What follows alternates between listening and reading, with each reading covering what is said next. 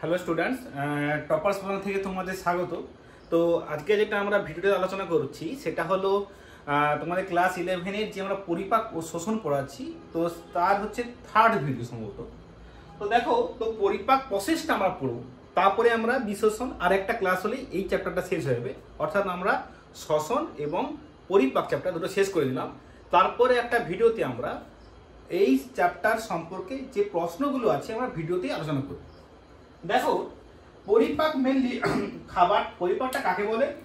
যে পদ্ধতিতে জটিল খাবারটা সরলে রূপান্তর হয় সেই প্রসেসটাকে আমরা বলি পরিপাক। তো এই পরিপাকের দুটো প্রসেস হয়, ঠিক আছে? একটা হচ্ছে ভৌত প্রসেস আর একটা হচ্ছে রাসায়নিক প্রসেস। ভৌত মানে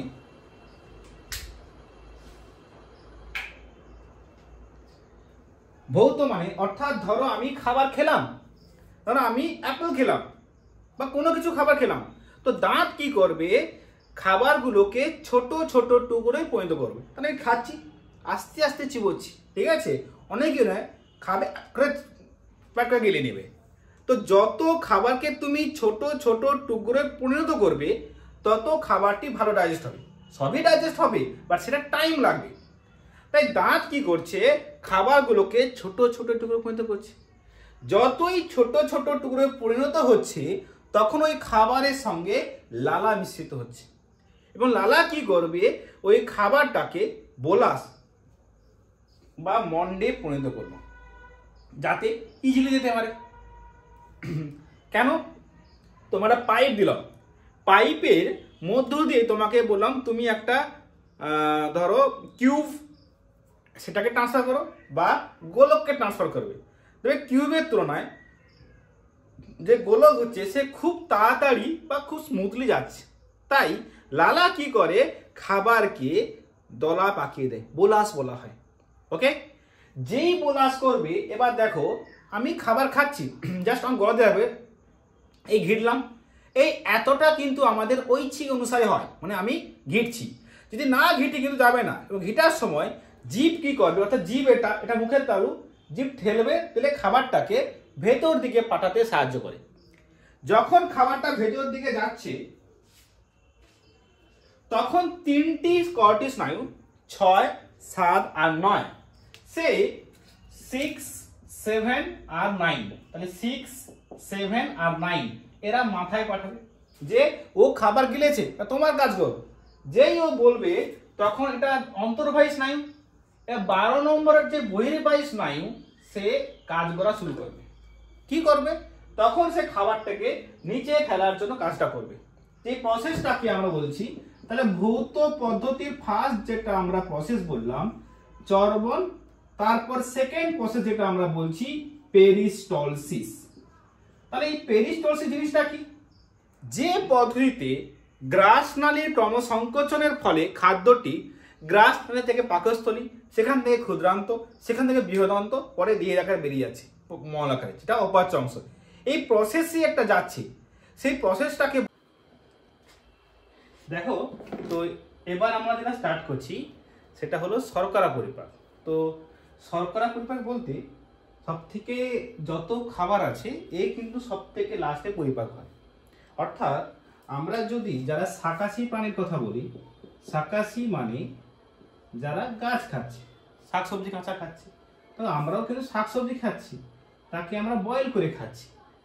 ওদের কিন্তু এই পরিপাকটা লাস্টে হয়। কেন হয়? এই পরিপাকটার পরেই বলতেছি আমরা। দেখো, তো সাপোজ এই একই প্রসেস, আমরা কোনো খাবারকে চিবাচ্ছি, ধরো আমরা শর্করায়িত খাবার খাচ্ছি, তাই কি করব?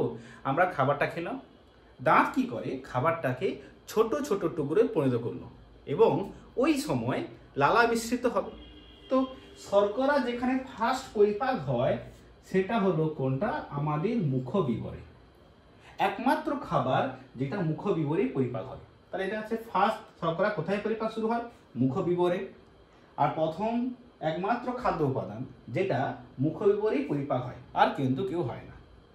তো যখন আমরা খাবার খাচ্ছি তো আমাদের লালা গ্রন্থি তো মেনলি কানের নিচে যে থাকতেছে আর মুখ নিম্নচলে থাকে, লিঙ্গুয়াল নয়, অর্থাৎ প্যারোটিড আর হচ্ছে সাব ম্যাক্সিলারি বা ম্যান্ডিবল, ওরা কি করে উৎসেচক ক্ষরণ করছে, যেটা সরাসরি লালার সঙ্গে মিশ্রিত হয়।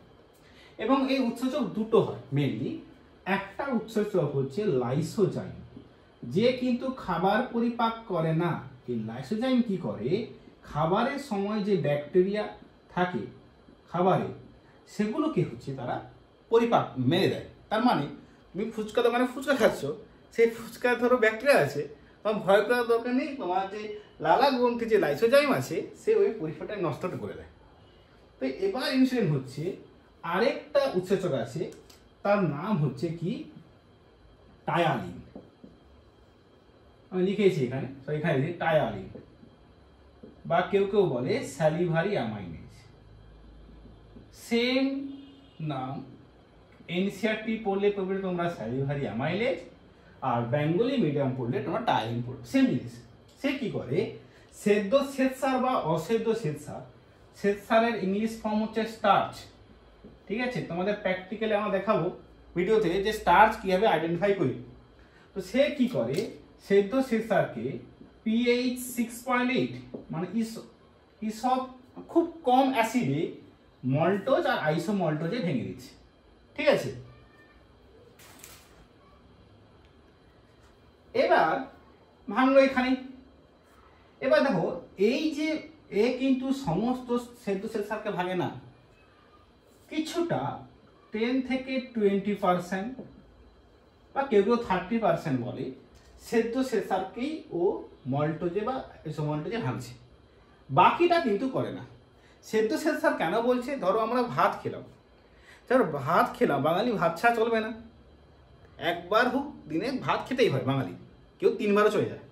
তো এই যে ভাতটাকে আমরা বয়েল করছি, তাহলে সেদ্ধ হয়ে গেছে, শ্বেতসারটাকে আমরা সেদ্ধ করে খাচ্ছি। এবার তারপরে কি হয়, ওই খাবারটা সে পেরিস্টলসিস চলনের মাধ্যমে, চলনটা আমি একটু আগে বলেছিলাম, সে কোথায় আসবে, পাকস্থলিতে আসবে। যেই পাকস্থলিতে আসছে, পাকস্থলিতে একটা কোষ থাকে, তার নাম অক্সিনটিক কোষ। সে কি করে, HCl ক্ষরণ করে। কি ক্ষরণ করে, HCl। ঠিক আছে, HCl, তাহলে এখানে যদি খাবারটা আসলো, এটা ধরো খাবার, এটা খাবার, সে সরকারিত খাবারটা, যে সেই এখানে আসলো, HCl ওই খাবারে মিশে গেল এবং খাবারের পিএইচটা হয়ে গেল 1.8। ঠিক আছে, বাট পাকস্থলিতে যে পাকগ্রন্থি থাকে, সে কিন্তু শর্করা পরিপাককারী উৎসেচক ক্ষরণ করে না। শর্করা পরিপাককারী উৎসেচক ক্ষরণ করে না। ওকে, তাই পাকস্থলিতে শর্করা খাবার কখনো পরিপাক হয় না, কিন্তু খাবার থাকে এখানে, ওই খাবারটা 4 ঘন্টা থাকবে। ঠিক আছে, পরে ওই খাবারটা কিন্তু কেউ কেউ বলে এই HCl সুক্রোজকে আর্দ্র বিশ্লেষিত করে। শুধু কি লিখলাম, HCl এর কাজ হচ্ছে সুক্রোজকে আর্দ্র বিশ্লেষিত করে। ঠিক আছে, এবার ওই খাবারটা সে আসলো,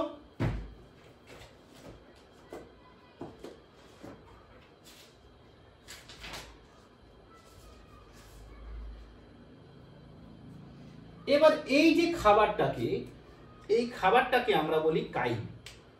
পাকস্থলে যে খাবারটা থাকে তাকে বললাম আমরা কাইম। এই কাইমটা কোথায় গেল, ডিওডিনামে গেল, ক্ষুদ্রান্তে। এতটা বোঝা গেছে? তাহলে ডিওডিনামে যে খাবারটা আসছে তার পিএইচ কত, 1.8। ঠিক আছে, কিন্তু এই ক্ষুদ্রান্তে যে উৎসেচকগুলো কাজ করে, তারা ক্ষার মাধ্যমে কাজ করে। আমরা জানি, আর ফার্স্ট সেমিস্টারে বলেছিলাম যে প্রতিটা উৎসেচক একটা নির্দিষ্ট এনভায়রনমেন্টে কাজ করে। অর্থাৎ আমার মুখ্যবিবরণ যে লালা গ্রন্থি, সে এই পিএইচে কাজ করতেছে। পাকস্থলিতে এই সেল কেন ক্ষরণ হচ্ছে, ধরো এখানে তো কোনো শর্করা পরিপাকের উৎসেচক নেই, বাকি যারা আছে তাদেরকে ওই মিডিয়ামে সে কাজ করতে হবে।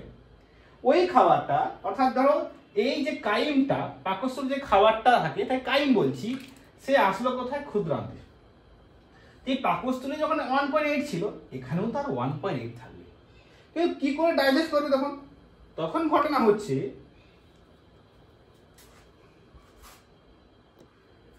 তখন কি করছে, তো এইখানে ধরো আমাদের একটা পিত্তগ্রন্থি থাকে, পিত্তথলি। এটাই বেশি ডিটেলসে বললাম না, ডিভাটিভা থাকে। এই পিত্তথলি কি করবে মন দিয়ে শুনো, সে পিত্ত রস ক্ষরণ করবে। দেখো ঠিকঠাক ব্ল্যাকে আঁকতেছি। এই পিত্ত রসটা ক্ষরণ করে খাবারের পিএইচ 1.8 ছিল, তাকে পিএইচ 7.8 এর কাছে নিয়ে যায়। কেন? কারণ এখানে উৎসেচকটা ক্ষার মাধ্যমে কাজ করে। এটা ঠিক আছে। যখন ওখানে পিএইচটা 7.8 এ আসলো, তখন একটা অগ্নাশয় আসবে। আমি এখানে যা আঁকতেছি, অ্যাকচুয়ালি এইখানটা হয় অগ্নাশয়টা, এটা অগ্নাশয় বললাম, এটা হচ্ছে অগ্নাশয়। অগ্নাশয় থেকে যে রসগুলো আসবে অগ্নাশয় রস থেকে, সেখানেও যে উৎসেচকটা আছে তার নাম প্যানক্রিয়াটিক অ্যামাইলেজ। এ কি করবে? ডিওডিনামে আমরা বলেছিলাম 10 থেকে 20% মুখবিবরে পরিপাক হচ্ছে, বাকিটা ও পরিপাক করবে। কে? এই অগ্নাশয় থেকে একটা নালী আসবে, ডিওডিনামে মুক্ত হয়েছে, সেখানে বাকিটা লিখে দিলাম, বাকি সেদ্ধ অসেদ্ধ শেরসারকে মল্টোজ ও আইসোমল্টোজে ভেঙে দেবে। কত? পিএইচ 7.8 এ। দেখো এই যে পিএইচ 7.8, 6.8 এটা অ্যাকুরেট, এটা আমরা এনসিইআরটি ডেটা বলছি, বিভিন্ন বইতে বিভিন্ন, বাট মনে রাখবে ক্ষার মাধ্যমে কাজ করে। এবার যেই ও কাজ হবে, তাহলে পরীক্ষায় দিতে পারে যে শর্করা পরিপাকে, মন দিয়ে শুনবে, শর্করা পরিপাকে অগ্নাশয় রসের ভূমিকা। এই একটাই আমি করে দিলাম, ঠিক আছে। যদি বলে আন্তরিক গ্রন্থির ভূমিকা, আন্তরিক গ্রন্থি বলতে কি? ক্ষুদ্রান্তে আন্তরিক গ্রন্থি থাকে, সেই আন্তরিক গ্রন্থি যে ক্ষরণ করে রস, তার নাম আন্তরিক রস।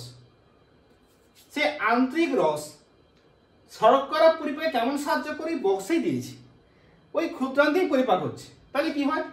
মল্টোজটা আসবে, সে এ ভাঙলো বা এ ভাঙলো। আন্তরিক রসে একটা উৎসেচক থাকে, তার নাম হচ্ছে মল্টেজ। ও কি করবে? মল্টোজকে 2 অণু গ্লুকোজে ভেঙে দিল, এবং পরে আইসোমল্টোজ, যেটা আইসোমল্টেজ এনজাইমটার নাম, সেম গ্লুকোজ 2 অণু গ্লুকোজে ভেঙে দিচ্ছে।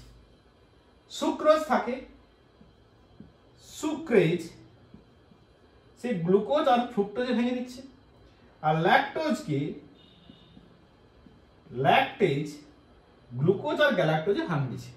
তাহলে এই যে ব্লু কালারের যেগুলো লিখলাম, অর্থাৎ 1 মল্টেজ, 2 আইসোমল্টেজ, 3 সুক্রেজ, 4 ল্যাকটেজ, এইগুলো সব আন্তরিক রসেই থাকে।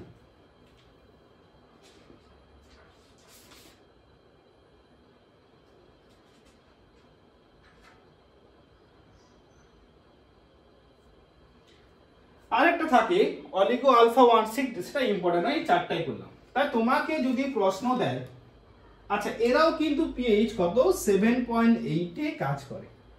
দেখো এখান থেকে অনেক প্রশ্ন আসতে পারে, দিতে পারে আন্তরিক রসে শর্করা পরিপাককারী কি কি উৎসেচক থাকে, আমরা লিখে দিলাম, বা আন্তরিক রস কিভাবে শর্করা পরিপাকে সাহায্য করে, সেটা আমরা লিখে দিলাম।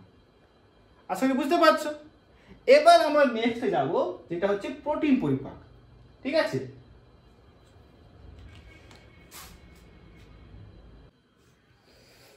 দেখো তো শর্করা বললাম, এবার আমরা পড়ছি প্রোটিন পরিপাক।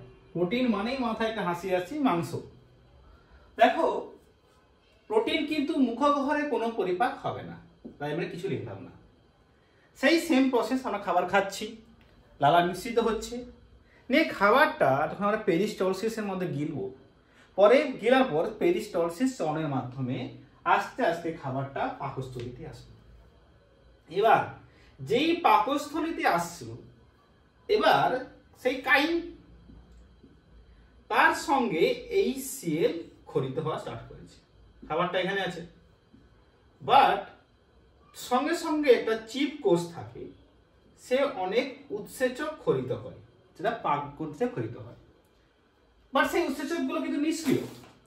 তাই যখন খাবারটা আসলো, তখন এই সিএল ক্ষরণ হচ্ছে, তখন একটা নিষ্ক্রিয় উৎসেচক তার নাম পেপসিনোজেন, সে এই সেলের প্রভাবে সক্রিয় পেপসিনে রূপান্তর হয়।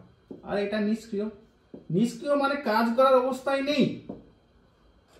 ওই সক্রিয় পেপসিন প্রোটিনটাকে প্রোটিওজ ও পেপটোজে ভাঙতেছে। ঠিক আছে, সরি পেপটোজ নয়, এটা পেপটোন হবে। ওকে, পরে আবার প্রোরেনিন, এটাও হচ্ছে নিষ্ক্রিয়, যেখানে প্রোরেনিনটা রেনিনে রূপান্তর হয়ে যায়। কার সাহায্যে? এই সেল সক্রিয় হয়ে যায়, অর্থাৎ এই সেলের টাচ আসা মাত্রই প্রোরেনিনটা সক্রিয় রেনিনে রূপান্তর করে। সেই রেনিনটা কেসিনকে প্যারাকেসিনে ভাঙলো। এই প্যারাকেসিনের সঙ্গে ক্যালসিয়াম যোগ হলে পরে প্যারাক্যাসাইনেট তৈরি করে, যেটা পরে পেপসিনের সাহায্যে পেপটোনে রূপান্তর হচ্ছে। বাট এখানে হচ্ছে কি, তাহলে এগুলো সব পাক গ্রন্থে খরিত হচ্ছে। রেনিন কিন্তু শিশুদের থাকে, বড়দের কিন্তু রেনিন থাকে না। অর্থাৎ আমরা যে দুগ্ধ প্রোটিন খাচ্ছি কেসিন, আমাদের কিন্তু রেনিন নেই। তাহলে আমাদের কে পরিপাক করে? বড়দের ক্ষেত্রে কেসিন থেকে পেপটোন রূপান্তর করতে যে সাহায্য করে সে হলো পেপসিন। এটা কাদের? পরিণত বয়সদের। শিশুদের ক্ষেত্রে কিন্তু কেসিনকে প্যারাকেসিনে ভাঙে প্রথমে রেনিন, পরে সেটা পেপটোনে রূপান্তর হবে। আর এইটা কিন্তু সমস্ত পেজ 1.8 এ কাজ হচ্ছে। বোঝা গেছে? এবার ওই কাইমটা অর্ধবল খাবারটা সে কোথায় গেল? সে গেল কোথায়? অগ্নাশয়, সরি ক্ষুদ্রান্তে। এবং সেই সময় অগ্নাশয় রস থেকে এবং ক্ষুদ্রান্তের আন্তরিক গ্রন্থি থেকে উৎসেচক খরিত হয়। তারা কি করে? এই যে প্রোটিনগুলো যে পরিপাক হওয়া স্টার্ট করছে, তাকে একবারে সরল উপাদানে রূপান্তর করে। তো কেমন করছে?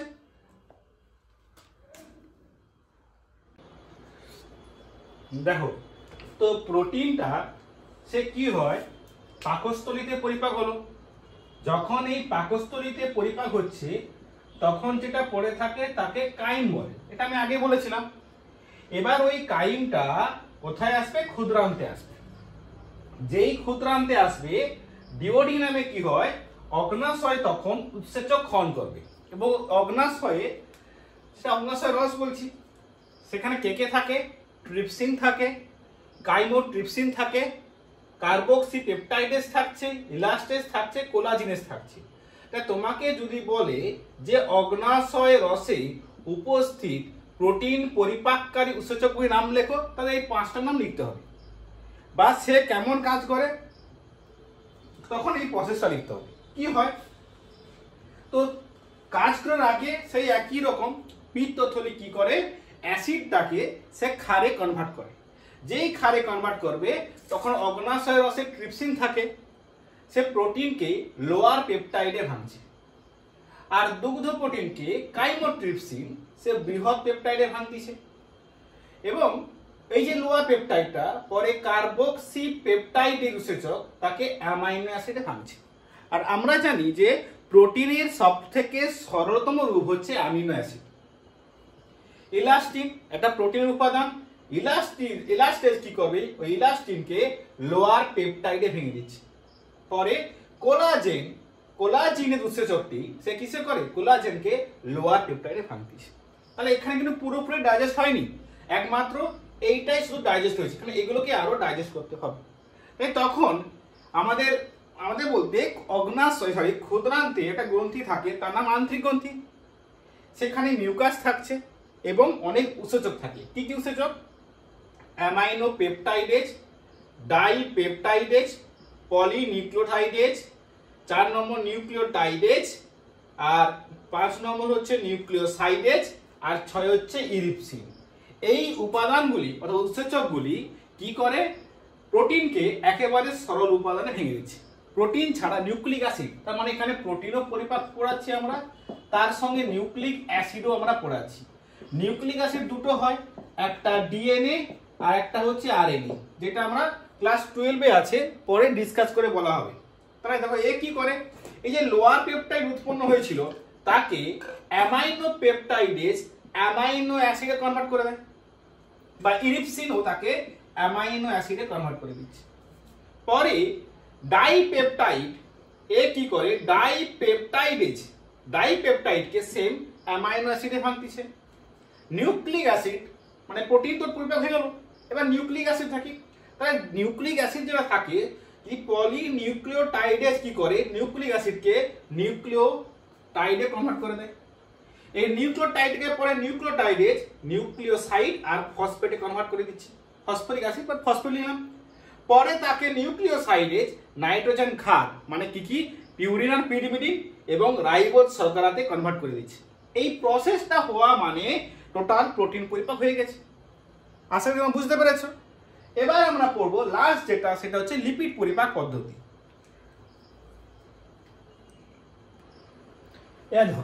লিপিড, তো লিপিড আমরা খেলাম, তো যেটা হচ্ছে নিউট্রাল ফ্যাট মানে ট্রাইগ্লিসারাইড, পাকস্থলিতে যে আসবে, তাহলে আমরা সেই প্রসেসে খেলাম, পাকস্থলিতে আসছে। পাকস্থলিতে একটা এনজাইম আছে, তার নাম গ্যাস্ট্রিক লাইপেজ। এটাই একমাত্র এনজাইম যে লিপিডকে ভাঙছে, সে ফ্যাটি অ্যাসিড আর গ্লিসারলকে ভেঙে দিচ্ছে। বাট সমস্ত লিপিডকে ভাঙতে পারছে না, যে নিউট্রাল তাদেরকে ভাঙছে। বাকি যারা, তারা কোথায় আসলো? সে একই রকম ক্ষুদ্রান্তে আসলো, ক্ষুদ্রান্তে সেই অ্যাসিডকে কিসে রূপান্তর করলো? ক্ষারে রূপান্তর করলো। সেম প্রসেসটা হচ্ছে এবার কি? এবার ধরো এটা হচ্ছে ট্রাইগ্লিসারাইড, মানে এরকম একটা ট্রাইগ্লিসারাইড। পিত্তরস কি করলো? ফ্যাটকে মানে খাবারটাকে অ্যাসিড থেকে ক্ষারে কনভার্ট করলো।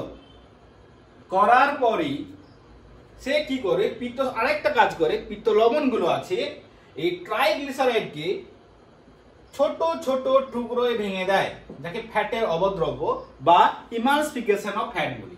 তার মানে যদি পিত্তরস না ক্ষরণ হয়, ধরো কারো পিত্তথলিতে পাথর পড়ে গিয়েছে, তো পিত্তরস যেতে পারছে না, তখন কি হবে? এই ট্রাইগ্লিসারাইড কিন্তু আর ফ্যাটের অবদ্রব্যে ভাঙতে পারবে না।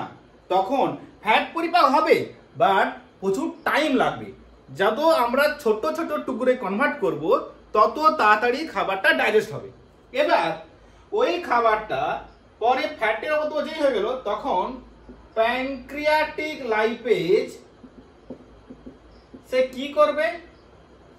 ওই অবদ্রবিত ফ্যাটকে ফ্যাটি অ্যাসিড আর ডাইগ্লিসারাইডে ভাঙবে।